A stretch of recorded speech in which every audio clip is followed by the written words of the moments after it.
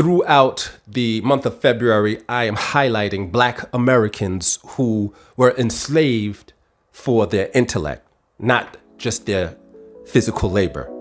Very often we hear about all of the enslavement over our physical labor to pick cotton, to pick tobacco, to pick sugarcane, but we were also enslaved for our intellect.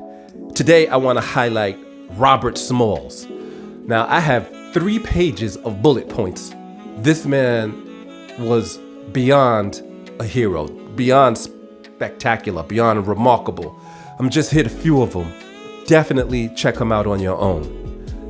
Robert Smalls, born April 5th, 1839 in Beaufort, South Carolina. His enslaver had him to work on large ships as a pilot. He would get paid for that work and then have to give his enslaver 99% of the pay. His enslaver was kind and would let him keep $1 of the money that he earned. But I have to explain to you what a pilot is. A pilot is a navigation expert who specializes in guiding ships through challenging or restricted waters such as harbors, rivers, or narrow channels. So Robert Smalls wasn't enslaved for physical labor, although he did probably do physical labor, but he was a navigation expert when it comes to the harbors and rivers and narrow channels of Beaufort, South Carolina.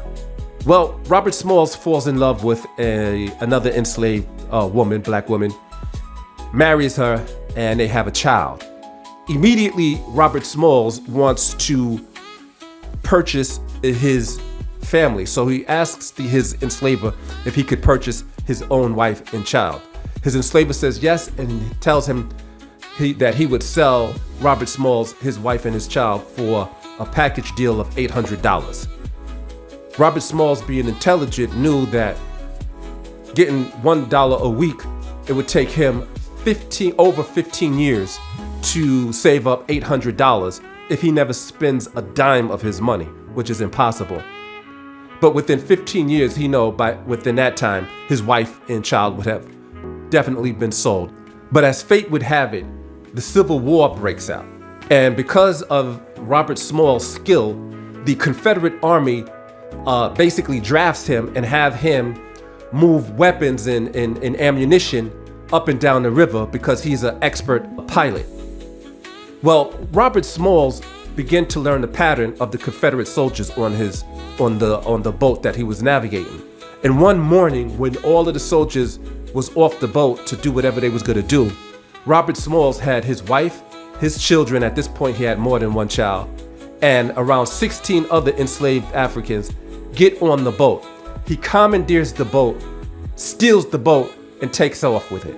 The Confederate soldiers start shooting at the boat, but Robert Smalls is so skilled, he was able to navigate his way through the harbor to safety. And then he took that boat, drove that boat to where the Union soldiers, the soldiers from the North, were stationed at. When they got off of that boat, they were instantly freed by the Union Army. And just think about the fact that one boat brought their ancestors there for slavery, and another boat took them to freedom. That's a story and metaphor in and of itself. But the Union soldiers were so impressed on how Robert Smalls navigated that ship, they asked him, even though he was free, would he consider helping them navigate the harbor and the rivers in that area, because it was very difficult for them. And they knew that he was a pilot and was an expert of the area. And Robert Smalls' first act as a free person, his very first act, was to join the Union Army to fight the Confederates. The irony is the ship that he commandeered became the ship that they used to have him navigate up and down the harbor to help the Union soldiers. It was originally the CSS Planter. They renamed that very same boat the USS Planter. Robert Smalls performed his duties as a pilot for the Union Army so well that they promoted him to captain. They said, forget it, just drive the entire boat yourself. And it was because of Robert Smalls' navigational skills that helped the Union Army take Charleston, South Carolina. That news spreads all the way up to the White House to President Lincoln. President Lincoln hears about this, and that is one of the deciding factors that helped them come to the conclusion that it was good for Black Americans to join the Union Army and fight.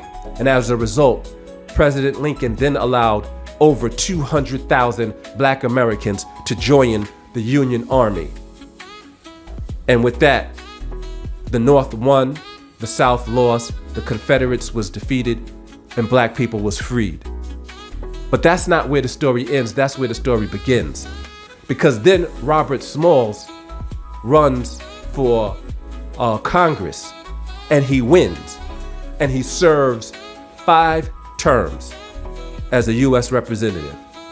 And there's so much more I could tell you about Robert Smalls, but I'm gonna wrap it up right there. The main point of this entire series is that the people who were enslaved, my ancestors, they were not all enslaved for labor. Many of them were enslaved for their brains, for their mind. New Being 1619, we innovate or we dissipate. Peace. New Being 1619 is a niche social media platform built for Black culture and for Black needs, so that we can live our best lives. New Being 1619, we innovate or we dissipate.